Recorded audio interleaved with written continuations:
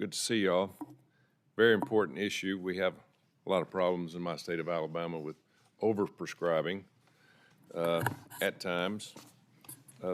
Doctor, you and Ms. Hunter spoke about enhancing oversight at the VA in medical management related issues, especially a better hold on medical professionals accountable for overprescribing harmful medications. Do we have a plan for that? Both of you, could y'all answer? So ultimately the plan is VAs, but what our oversight work has shown that a lot of critical leaders in the VISN, which is a body that exists to oversee the facilities, do not have defined roles and responsibilities and clear lines of authority. So VA has a plethora of directives and policies that, are based in evidence. However, it's the consistent application of those policies and practices where we find most of the issues that we report on.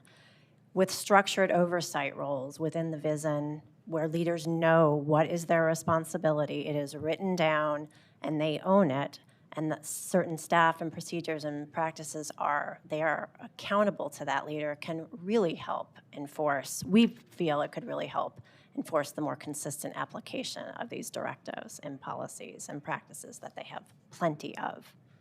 Thank you. Mr.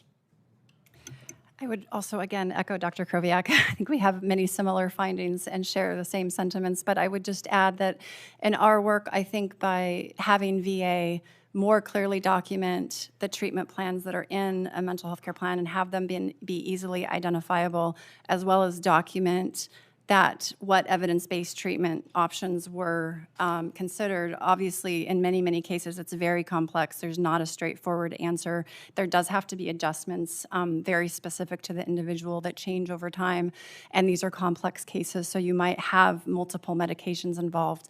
But by having that documented and clear in the record, it sets up VA to be in a position to monitor that, and they had committed to reviewing individual providers' plans, a sample of plans on an annual basis, just to make sure.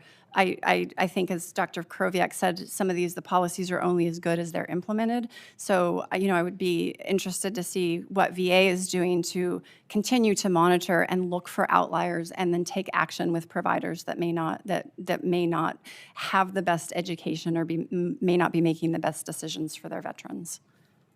Do y'all think we should have oversight on foreign manufactured drugs that we give our veterans? Is there any thought on that? Thank you for that question. I think when the Warrior Project would stand on this is we want our veterans to be as informed as possible about the medications that they're taking. We want treatment recommendations to be evidence-based, research-informed, and prescribed in the safest manner possible. Yeah, I don't have a specific comment on the oversight. You're being meds manufactured over Foreign manufactured. Yeah, Which most of them are, by the way. Anyway, I would think. Right. This whole medication reconciliation process that I've emphasized in my testimony is really more about the interaction between the prescriber, the provider, and the patient. I think that's where all of this sort of action has to happen, to where everybody's on the same page. It's really outside of the VA to where the question you're asking would be, put into play. And absolutely, I would not, speak against increased scrutiny over the safety of the medications that we're buying and prescribing. I would just echo that. That's not something that I have familiarity with, but I think that's an important topic that VA should be closely looking at. Thank you. How much time? I got 45 seconds. Ms. Fletcher, I hosted a field hearing in Montefello, Alabama this spring, talking about HBOT and psychedelic-assisted therapy. You think that expanded access through FDA approval of these types of therapies could and would help address the polypharmaceutical issue? Thank you for that question. I think that access and research into alternative treatments is something that a lot of the warriors that we serve would be interested in. We hear oftentimes that they're coming to us saying that that they've tried more traditional therapies and are more eager to pursue the non-traditional therapies when they haven't found that success. But again, we would want these treatment recommendations to, again, be based on patient safety and evidence informed. Thank you. Thank you, Mr. Chairman.